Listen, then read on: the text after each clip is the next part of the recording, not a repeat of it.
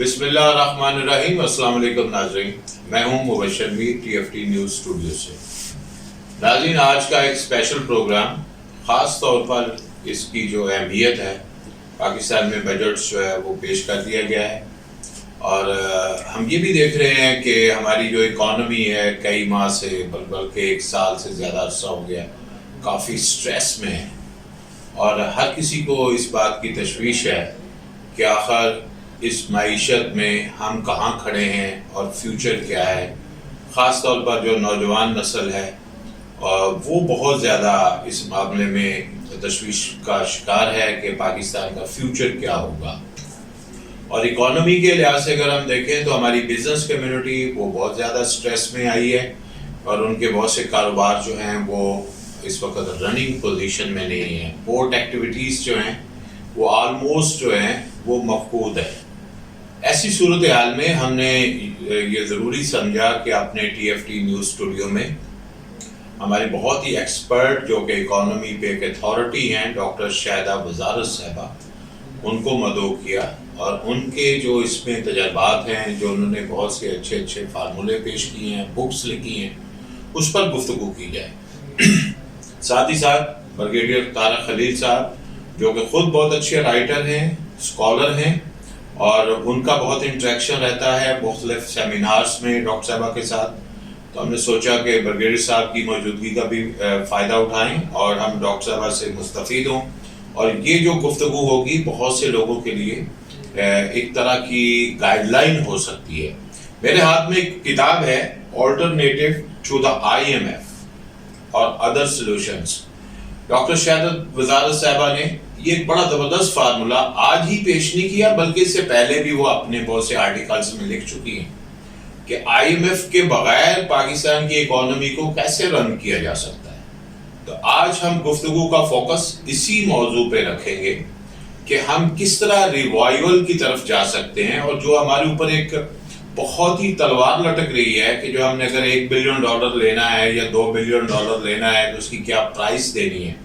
تو میں گزارش کروں گا بریگیڈیئر طارق خلیل صاحب آپ سے کہ ڈاکٹر شاہدہ وزارت صاحب سے آپ ایک ڈیبیٹ اوپن کریں جو آج کا ٹاپک ہے کہ کس طرح پاکستان کی اکانومی کو ریوائول کی طرف لے جایا جا سکتا ہے وداؤٹ اس طرح کی اسسٹنس جو کہ مزید ہمیں برڈن جو ایک بہت بڑا نظر آ رہا ہے. جس طرح کی ان کی شرائط تھیں اس کو فل کرنے کے باوجود بھی پاکستان کی وزارت خزانہ جو ہے وہ بے بس نظر آ رہی ہے. بجٹ کے اندر وزیر خزانہ کی تقریر بھی بے بسی کا نمونہ ہے, وزیر اعظم بھی بات کرتے ہیں تو وہ بے بسی کے ساتھ بات کرتے ہیں. تو کیا روشنی ہمیں نظر آتی ہے ان گائیڈ لائنز میں؟ اوور ٹو ڈاکٹر بریگیڈیئر صاحب. بسم اللہ الرحمن الرحیم. ناظرین, میں بریگیڈیئر طارق خلیل ہوں, آپ سے سنتے رہتے ہیں. سب سے پہلے میں ڈاکٹر صاحب کا بڑا مشکور ہوں کہ انہوں نے بڑے شارٹ نوٹس پہ ہماری انویٹیشن کو قبول کیا, خاص طور پہ اس وجہ سے کہ سبجیکٹ ایسا ہے جو کہ ہماری ایگزسٹنس سے جڑا ہوا ہے. اور میں خود بھی اپنے بہت سارے آرٹیکلز میں اور ڈاکٹر صاحب کے ساتھ ہم کافی 1-2 سیمینارز میں بھی اس موضوع پہ بات کرتے رہے ہیں. دوسری بات, میں خود آج سے کوئی 40 سال پہلے ان پوزیشنز میں تھا جو کہ ڈیسیژن میکنگ پوزیشن تھی with the president of Pakistan یا گورنرز وغیرہ کے ساتھ, اور مجھے علم ہے کہ ہم کس طریقے سے وداؤٹ IMF گزارا کر رہے تھے. اس زمانے میں IMF سے ہمارا کوئی پیکج نہیں تھا.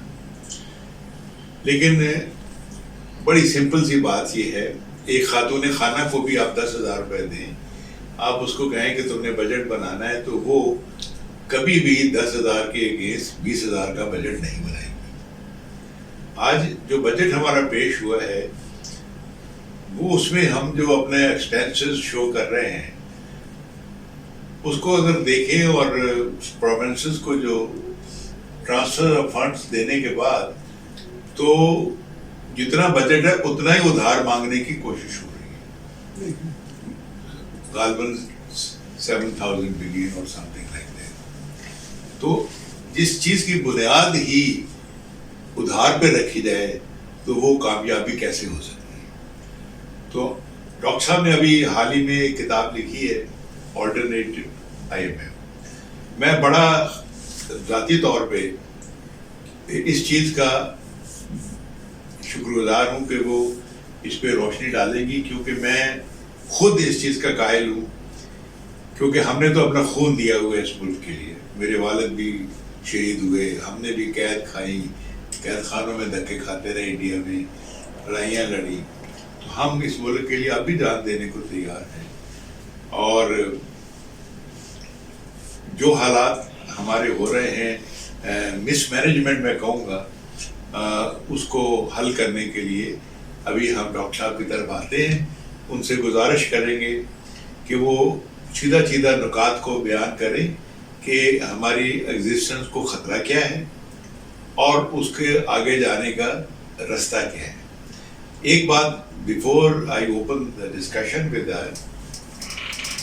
ناظرین، آپ میں کسی کو شک نہیں رہنا چاہیے کہ I M F is a instrument of strategic bargaining. یہ استعمال ہوتا ہے ان ملکوں کو ٹوسٹ کرنے کے لیے جو گریٹر امریکن اسٹریٹجیز کو ڈیفائی کرتے ہیں یا ویسٹ کو ڈیفائی کرتے ہیں. تو ہمیں خیر کی توقع نہیں رکھنی چاہیے. اور بہت ساری کتابیں امریکن آتھرز کی اس سلسلے میں آ چکی ہیں کہ وی کانٹ لیو پاکستان اور we can't allow Pakistan to develop, it should remain on ventilator et cetera et cetera. Doctor صاحب میں گزارش کروں گا کہ آپ اس موضوع پہ کچھ ذرا ہمیں گائیڈ کیجیے کہ آگے کو کیا رستہ ہے.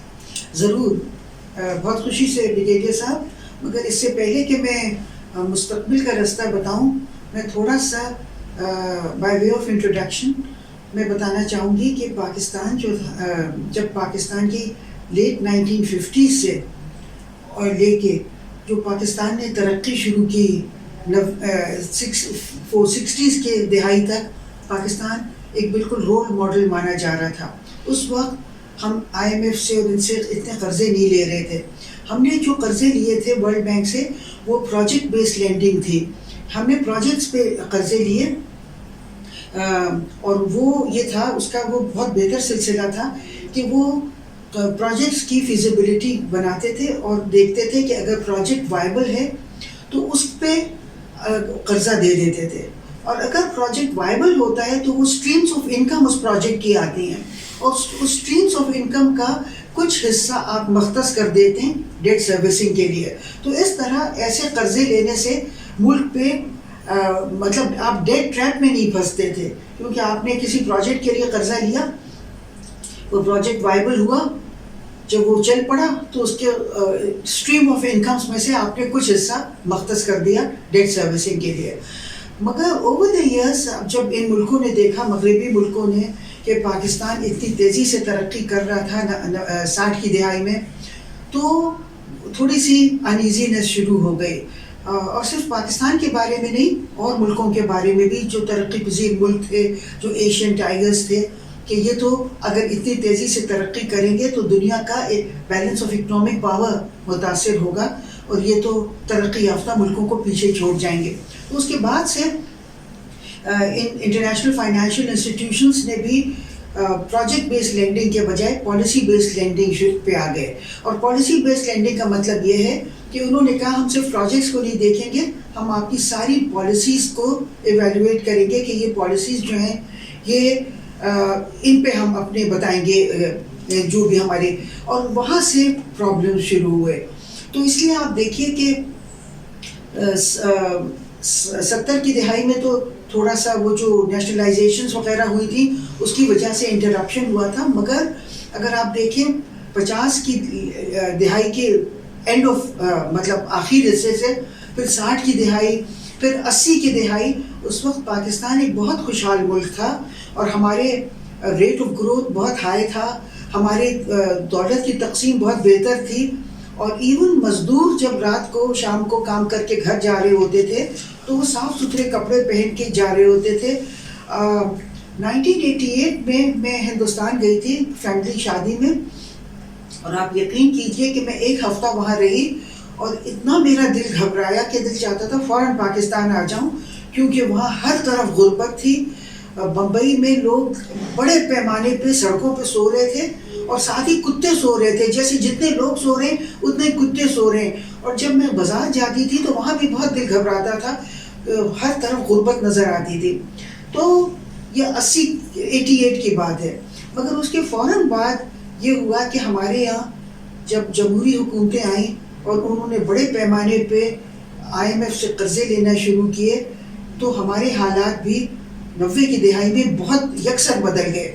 और 90 की दहाई में पाकिस्तान का जो रेट ऑफ ग्रोथ था वो average annual rate of growth सिर्फ 4.1% हो गया, जबकि 80 की दहाई जो बहुत ज़्यादा खुशहाली की दहाई नहीं थी मगर ठीक ठाक थी, उस वक्त average annual rate of growth 6.4% था।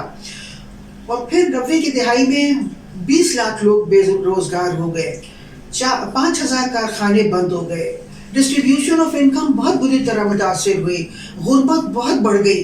गुर्बत को वो कहते हैं कि एशियन डेवलपमेंट बैंक ने उन्होंने कुछ अपने एस्टिमेट्स दिए थे और उन्होंने कहा था कि पाकिस्तान में गुर्बत की जो शरह है वो 50% हो गई 90 की दहाई में, जबकि अंदरूनी सिंध में 85% हो गई।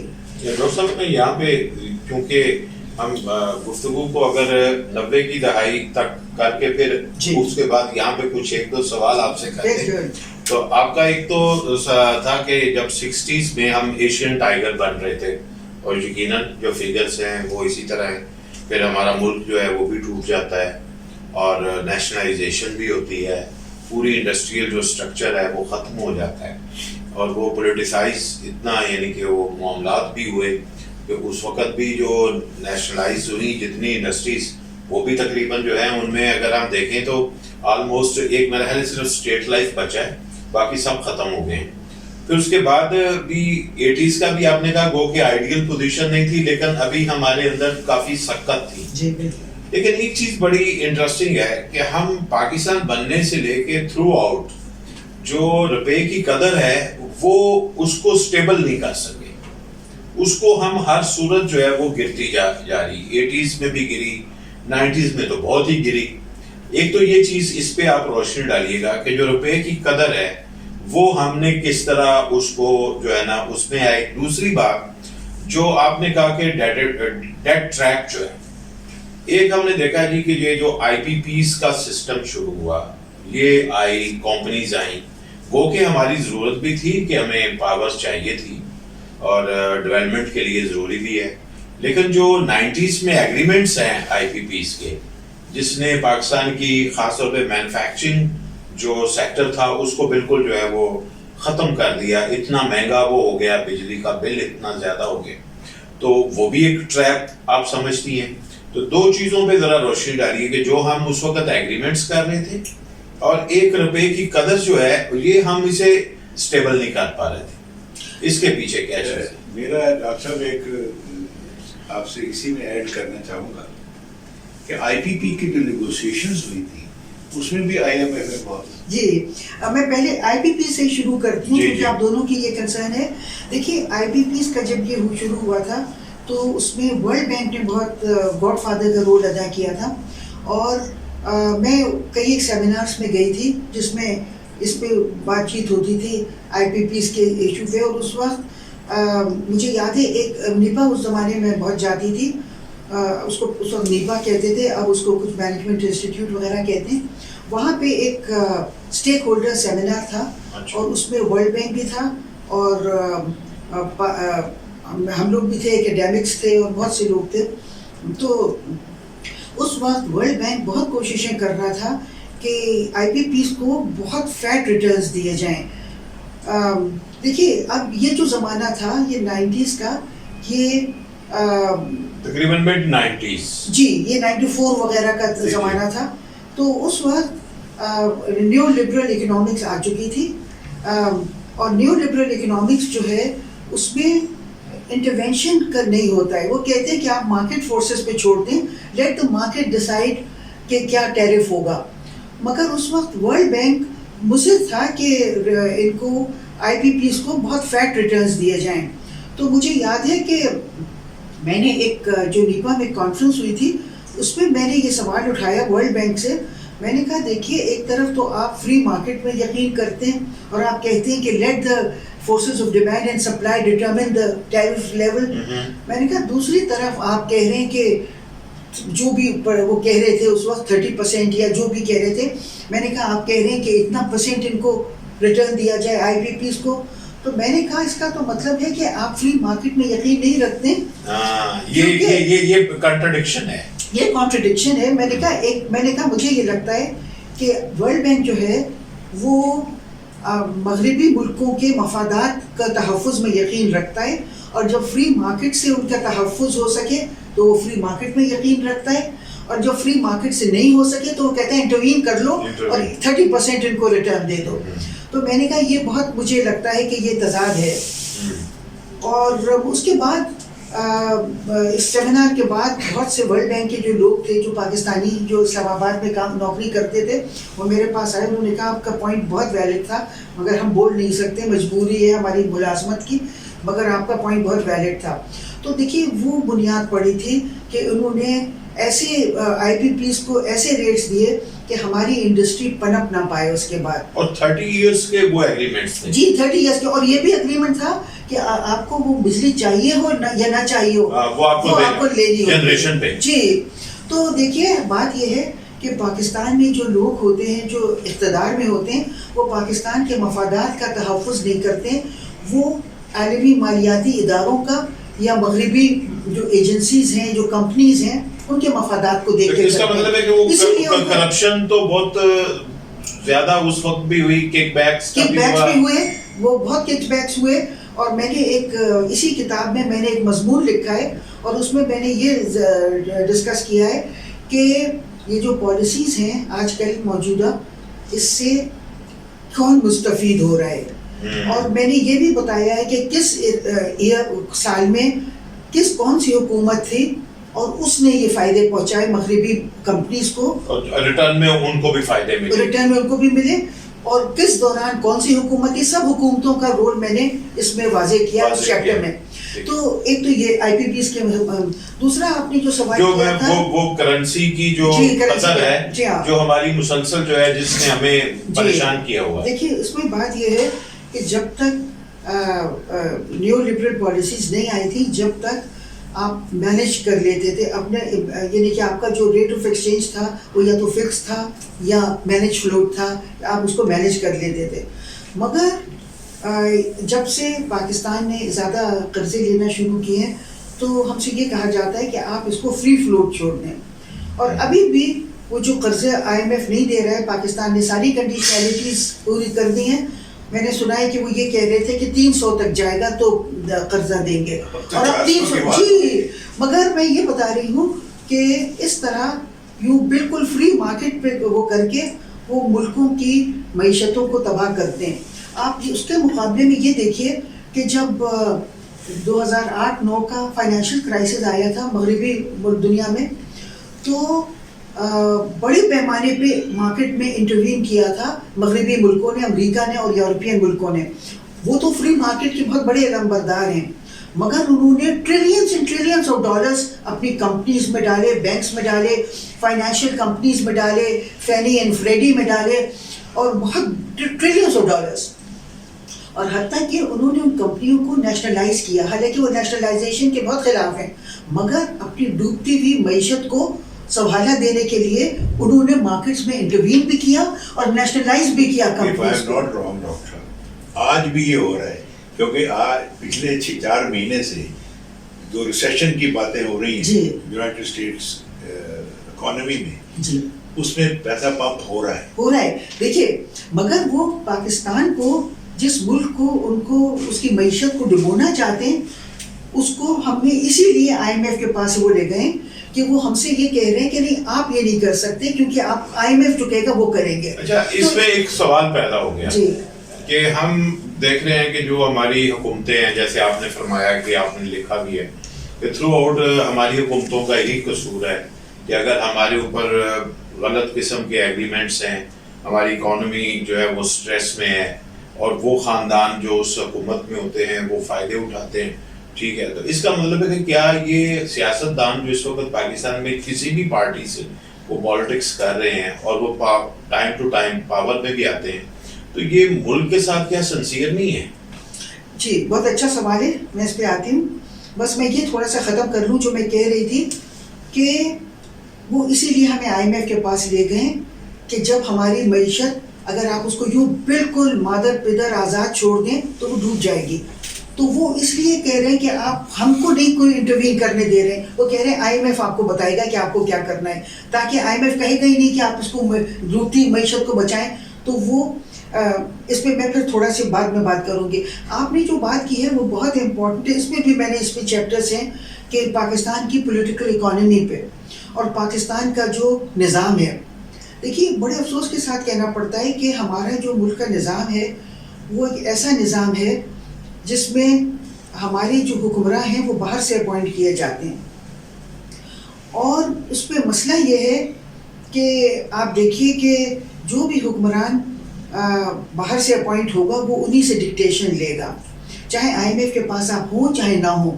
اگر آپ کرسی پہ بیٹھے ان کے مرہون منت ہیں تو آپ وہی کریں گے, آپ اپنی کرسی بچانے کے لیے وہی کریں گے جو آپ سے وہ کہیں گے. تو پھر وہی ہمیں بناتے ہیں, وہی ہمیں ہٹاتے ہیں. جی, مگر اب یہ صورتحال پیدا ہو رہی ہے کہ پاکستان, اگر اس وقت ہم نے پاکستان کے مفادات کا نہیں سوچا اور پاکستان کی معیشت کو بچانے کے لیے نہیں سوچا تو خدا نخواستہ کولیپس ہو جائے گی معیشت. تو پھر ڈاکٹر صاحب کیسے, ابھی جو بجٹ پہ ہم نے شروع میں بات کی تو یہ بجٹ بھی ہمارے فیور میں نہیں ہے, عوام کی فیور میں نہیں ہے, ملک کی فیور میں نہیں ہے, اور موجودہ بھی حکمران وہ ہیں جو پہلے بھی حکمران رہ چکے ہیں, ٹھیک ہے. تو پھر ان کے ہوتے ہوئے آپ کیسے کہہ سکتی ہیں کہ ہمیں ٹھیک ہونا چاہیے, تو جب وہ آپ کے عوام کے مفادات کا تحفظ کرنے کے لیے تیار ہی نہیں ہے تو پھر ٹھیک کس کو ہم ایڈریس کس کو کریں, ہم کس کو کہیں کہ ٹھیک ہو جاؤ؟ دیکھیے بالکل صحیح کہا آپ نے. وہ جو ہمارے یہاں اپوائنٹ کیے جا رہے ہیں ہم ان سے توقع کر رہے ہیں کہ وہ پاکستان کے مفاد کے لیے وہ کریں گے, مگر وہ کیوں کریں گے؟ وہ تو اپنی کرسی کو بچانے کے لیے, وہی تو میں نے کہا. تو اس لیے بہت ضروری ہے, میں بہت سالوں سے یہ کہہ رہی ہوں کہ اگر, اور اب تو بہت اشد ضروری ہو گیا ہے کہ اگر آپ کو اس ملک کو بچانا ہے تو آپ کو ایسے لوگ اقتدار میں لانا ہوں گے جو, میں نے بار بار یہ کہا ہے کہ اس ملک کے وفادار ہوں, ان کے باہر کے ملکوں سے, ان کی ایجنسی سے کوئی تعلق نہ ہو, کیونکہ بہت سے ہمارے اکنامک مینیجرز وہ لائے گئے ہیں جن کی باہر کی ایجنسی سے ان کے تعلقات ہیں اور وہ ان کو لے کے آتے ہیں, اور باہر کی ایجنسی سے ان کا تعلق نہ ہو, وفادار ہوں اور قابل ہوں. یہ تین بہت ضروری وہ ہیں. میں سمجھتی ہوں کہ ابھی تک ہماری جو بھی زیادہ تر جو لوگ کوریڈورس آف پاور میں آئے, سیاستدان بھی اور بھی بہت سے, انہوں نے ان کو باہر سے اپوائنٹ کیا جاتا تھا. مگر اب مجھے لگ رہا ہے اس دفعہ ابھی مجھے ایسا محسوس ہو رہا ہے کہ ہمارے جو آرمی چیف ہیں مجھے لگ رہا ہے کہ وہ باہر سے اپوائنٹڈ نہیں ہیں. ان کی کچھ باتوں سے مجھے یہ تاثر مل رہا ہے, کیونکہ جیسے ہی وہ اقتدار میں آئے, اپوائنٹ ہوئے, تو انہوں نے فوراً ہمارے بارڈرز کا دورہ کیا اور کشمیر کے لیے انہوں نے ایک بیان دیا جو کہ بہت عرصے سے ایسا لگ رہا تھا کہ کشمیر کا سودا بازی ہو چکی ہے, مگر انہوں نے آتے ہی, اقتدار میں آتے ہی انہوں نے کشمیر کی بات کی. پھر اس طرح سے اور بھی مجھے سگنلز ایسے ملے ہیں کہ جس سے لگتا ہے کہ یہ ایک محب وطن جنرل ہیں, چینج لائیں گے, مطلب امید لگائی جا سکتی ہے. اچھا, ابھی پھر اس کا مطلب ہے ہمیں یہ توقع کرنی چاہیے کہ موجودہ جو ہمارے آرمی چیف ہیں وہ ظاہر ہے اگر یہ حکومت کا ٹینیور ختم ہو رہا ہے تو الیکشن جو ہے وہ پراپر کروانے میں وہ کامیاب ہو جائیں گے. یہ کہ انہوں نے ان سے کرانے سے مراد ہے کہ ظاہر ہے ہماری جو مقتدر قوتیں ہیں وہ ایک بہرحال ایک اثر رکھتی ہیں, اور وہ ان کی موجودگی جو ہے وہ تقویت کا باعث ہو سکتی ہے کہ پاکستان میں الیکشن ہوں گے اور کوئی بہتر لوگ آ سکیں گے, تاکہ یہ جو ہماری اس وقت کرائسس ہے, مین تو اکنامک کرائسس ہے, اس سے باہر نکل پائیں گے. دیکھیے میرا خیال میں یہ ہے کہ ابھی تو الیکشن سے پہلے ایک کیئر ٹیکر گورنمنٹ آئے گی. جی جی, میرے خیال میں اگر کیئر ٹیکر گورنمنٹ میں محب وطن اور قابل اور ایماندار لوگ آ جائیں 3-4 مہینے میں وہ کافی حد تک حالات کو صحیح کر سکتے ہیں. میں آپ کو بتاؤں جو گیپ ہے اس کو فل کر سکتے ہیں. یعنی کہ میں بہت بڑی باتیں نہیں کرنا چاہتی ہوں، مگر میں یہ سمجھتی ہوں کہ پاکستان کا جو اصل مسئلہ ہے وہ اکنامک مسئلہ نہیں ہے. پاکستان کا جو اصل مسئلہ ہے وہ پولیٹیکو سوشل ہے. اگر ہمارے پاس ایک صحیح حکومت آ جائے تو 4-5 مہینے میں ہم بہت کچھ کر سکتے ہیں. میرے پاس اس کتاب میں نے بہت سے ایسے سلوشنز دیے. اس کے علاوہ میں نے اور بھی کتابیں لکھی ہیں. مثال کے طور پہ یہ جو میری کتاب ہے یہ میں نے لکھی تھی جب 90 کی دہائی میں ہم پہ پریسلر کی سینکشنز لگی ہوئی تھی. تو میں نے بتایا تھا یہ جو آج کل موجودہ ہو رہا ہے بارٹر ٹریڈ اور روس سے تیل لینا، یہ سب میں نے ایک مضمون لکھا تھا دسمبر 2000 میں. اس میں نے سب سے پہلے یہ کہا تھا کہ کس طرح ہمارے بیلنس آف پیمنٹ کو کرائسس مینیج کیا جائے، اور وہ مضمون میں نے اس کتاب میں پھر بعد میں چھپایا. پہلے میں نے پاکستان بزنس ریویو میں چھپا لیا تھا اور ڈان میں آرٹیکل کے فارم میں چھپا لیا تھا سن 2000 میں، آج سے 23 سال پہلے. اور اس میں اور بھی اسی قسم کے مضامین ہیں جو میں نے 90 کی دہائی میں جو مسائل تھے اس پہ. پھر 90 کی دہائی میں جو ہماری انڈسٹری کا حال تباہ ہوا اس میں نے یہ کتاب لکھی تھی the rise and fall of industrial productivity in Pakistan. ایک چوتھی کتاب بھی ہے، وہ اس وقت مل نہیں رہی تھی، جلدی میں آئی تو وہ کہیں گھر پہ ہے میرے پاس. وہ 4 میں نے یہ کتابیں لکھی ہیں، یہ لیٹسٹ ہے. اس میں نے سارے سلوشنز دیے ہیں، صرف balance of payment crisis management کا نہیں، اس میں نے دیا ہے سلوشن کس طرح ریجنل اکانومیز جو ہیں، پاکستان ہے، ایران، افغانستان، ترکی، چائنا، انڈونیشیا، ملیشیا، روس، ان سب کے ساتھ کس طرح ہماری معیشتوں کو انٹیگریٹ کیا جائے اور اس سے کتنے ہمیں فوائد حاصل ہوں گے. اس کے علاوہ میں نے ریجنل اس پہ بات کی ہے کہ ہمارے جو پسماندہ علاقے ہیں ان کو کس طرح ہمیں مینیج کرنا چاہیے. اس میں نے اس کی بھی بات کی ہے کہ کس طرح ہمارے جو نیچرل ریسورسز ہیں، ہمارے قدرتی وسائل، ان کی بہت لوٹ مار ہو رہی ہے. آپ دیکھیے کہ ہمارے جو قدرتی وسائل ہیں وہ را فارم میں ہم لیز کر دیتے ہیں، اور جو بھی ملک آتا ہے وہ بڑے پیمانے پہ وہ جو ہمارے گولڈ ہے یا جو بھی ہے اس کو لٹرلی اس کو راکس جو ہے نا پوری راکس اٹھا کے لے جا رہے ہیں. تو میں نے یہ کہا ہے کہ جو ملک بھی قدرتی وسائل کو را فارم میں ایکسپورٹ کرتے ہیں ان کے لیے جو ریسورسز ہیں وہ کرس لے کے آتے ہیں، یعنی کہ بدبختی لے کے آتے ہیں. لیکن ڈاکٹر صاحب وہ جیسے ہمارا ملک ہے تو پھر ہمیں نہ تو ہمارے پاس سرمایہ جمع ہو رہا ہے، نہ ٹیکنالوجی ہے، ریسرچ بھی نہیں ہے، تو ہم تو اپنے نیچرل ریسورسز کو استعمال خود کرنے کے قابل بھی نہیں ہیں. نہیں، آپ کو اگر آپ کی دلچسپی ہے، بہت سے ملک ہیں جو دلچسپی لیں گے آپ کے نیچرل ریسورسز کو آپ کے ساتھ مل کے کسی شراکت داری کے بیسس پہ یا کچھ. مثال کے طور پہ ٹرکی کی جیم انڈسٹری بہت سکسیسفل ہے. پھر روس کے پاس ٹیکنالوجی ہے. میں جب رشیا جاتی ہوں کانفرنسز میں تو میں نے کئی رشین انویسٹر سے بات کی تو ان کے پاس ٹیکنالوجی ہے، اور ہم ان کو را فارم میں نہ دیں، ہم ان کو کچھ شراکت داری کے بیسس پہ ان سے کہیں کہ وہ صنعتیں وہ یہاں قائم کریں جو ہمارا را مٹیریل باہر یوں ہی جا رہا ہے را فارم میں، اس کو ویلیو ایڈیشن کر کے وہ یہاں وہ صنعتیں لگائیں اور ہم لوگ کچھ آپس میں طے کر لیں کہ کیا وہ ہوگا. تو اس میں نے نیچرل ریسورسز میں بھی بات کی ہے. ڈاکٹر صاحب آپ کی بات کو ذرا آگے بڑھا کے پھر آپ سے سوال پوچھوں گا. دیکھیے بات یہ ہے، ایک ہوتی ہے یوٹوپین تھاٹس اور ایک ہوتا ہے ریئل لائف. ریئل لائف یہ ہے کہ these big powers have a great strong hold on poor countries اور ایمرجنگ کنٹریز، وہ ہلنے نہیں دیتے. لیکن اس کے باوجود جیسے آپ فرما رہی ہیں ہم نے ایک رستہ نکالنا ہے، اسی میں سے ہم نے ایک رستہ نکالنا ہے.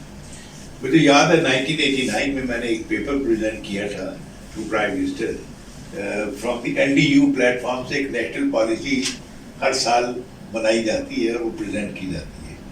In that year I was the chairman.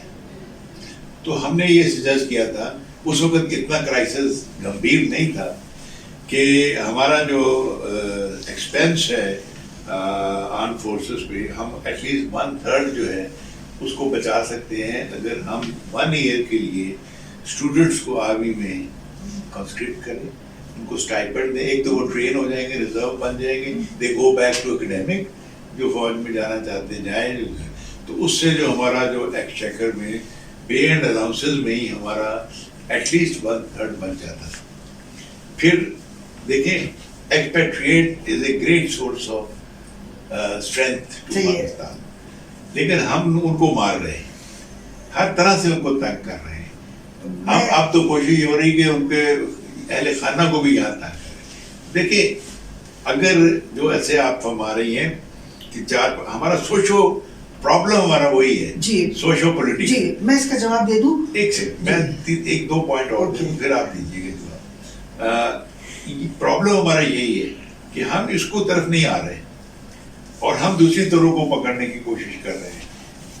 Western powers will never like कि हम डेवलप करें, लेकिन अच्छा हमने इसमें एक चीज मैं रोकना चाहूंगा उसमें से हमने रास्ता निकाल लिया. जी जी. और अगर हम सिर्फ देखिए डॉक्टर साहब, हमारा टोटल जो आउटले है डेट का 67 billion if I am not dollar, मेरे ख्याल में बढ़ गया इससे 70 होगा, लेकिन हमारे ये 3 महीने की एक्सपेक्ट रेट एक 3 साल की बराबर है. सही. अगर हम अपना घर, मैं समझता हूँ कि 3-4 साल के लिए हमें डेवलपमेंट प्रोजेक्ट को शेल्फ कर देना चाहिए. जो नए जो है जो चल रहे हैं उनको तो पूरा करें. अच्छा इसमें डॉक्टर साहब चूंकि टाइम भी शॉर्ट है, तो मैं चाहूंगा कि आप क्विकली जरा इनके जवाब दे दें. देखिए आप कब तक कमजोर रहेंगे. आपने लोगों का, हम लोगों ने अपना पेट काट के न्यूक्लियर पावर भी बन गए, मगर आप अपने आप को अभी भी कमजोर कह रहे हैं. आखिर न्यूक्लियर पावर किस लिए बने थे? आपको लोग बाहर मुल्क अभी भी आपके मामलात में इंटरवीन कर रहे हैं, मगर आप कह रहे हैं क्योंकि आप कमजोर हैं. तो आप कब तक कमजोर रहेंगे? मैं जरा मुझे जवाब मैं कमजोरी नहीं, आप कह रहे हैं बड़ा अच्छा पॉइंट है जो अभी डॉक्टर साहब ने you got a wrong message. मैंने कमजोरी की बात नहीं, मैं ये कह रहा था कि आप कह रहे हैं कि रास्ता निकालने बड़ी का ताकतें मतलब पसंद नहीं करेंगी. देखिए मैं आपको एक बात आपको स्टैंड लेना पड़ेगा. देखिए बात यह है, आप ये देखिए कि अभी कुछ दिन पहले ब्रेक्सिट के मुज़ाकरात हो रहे थे बरतानिया के और यूरोपियन यूनियन के, और बरतानिया एक अपना रोल एम्फसाइज कर रहा था वहाँ पे आयरिश सी वगैरह के इलाके में, मगर यूरोपियन यूनियन उनके डेडलॉक हुआ हुआ था. हालांकि ये स्ट्रेटेजिक एलाइज है, यूरोपियन यूनियन और बरतानिया स्ट्रेटेजिक एलाइज हैं, मगर बरतानिया ने अपनी न्यूक्लियर सबमरीन उस इलाके में भेज दी.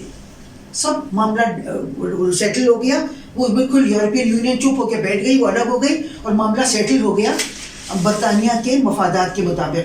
तो देखिए मैं ये मुझे ख़त्म कर लेने दीजिए. मैं ये कह रही हूँ कि आपने न्यूक्लियर पावर किस लिए बनाई? सिर्फ छुपाए छुपाए फिरे रखने के लिए? आपके जो मफादात हैं, माशी मफादात हैं, आप उसके लिए अगर अपनी मसल को फ्लेक्स नहीं करेंगे तो क्या फ़ायदा हुआ? हम न्यूक्लियर पावर भी बन गए, मगर हमारे जो ज़खायर हैं वो अभी भी बरतानिया, मुझे ये पता चला है कि जो इमरान खान ने जाते जाते जल्दी से बैरिक गोल्ड से वो किया माहिदा, मुझे ये पता चला है कि ये हमारा सारा सोना इंग्लैंड के सेंट्रल बैंक में जाएगा जो बैरिक गोल्ड से वायदा हुआ है.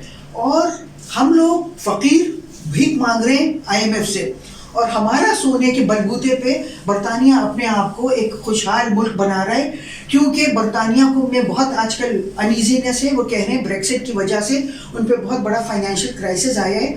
तो बहुत सी जो उनके दोस्त मुल्क हैं, मिसाल के तौर पे जिम्बाब्वे के जो नए बनाए थे उन्होंने लीडर, उन्होंने बरतानिया को ऑफर किया कि आप ये जो आपका नुकसान होगा ये जिम्बाब्वे से पूरा कर लें.